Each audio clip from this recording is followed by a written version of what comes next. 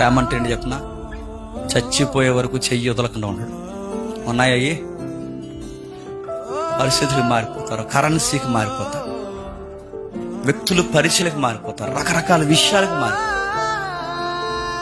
అడుగుతున్న ప్రేమ అంటే ఎక్కడుందంటే ఏదో ఒక లాభం ఉంటే నేను ప్రేమిస్తాను. నా నుంచి ఏదైనా లాభం లేదనుకోండి, నా స్నేహితులు కూడా నన్ను చెప్పండి ప్రేమించు.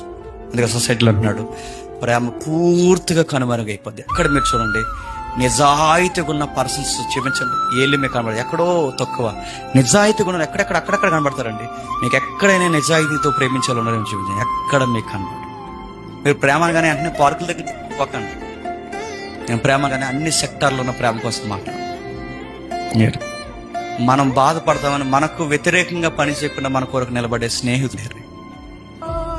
మనలుగా ప్రేమించే స్నేహితురాలు లేరు. ఉండరు. గుర్తుపెట్టుకోండి, ప్రేమలో కూడా స్వార్థం.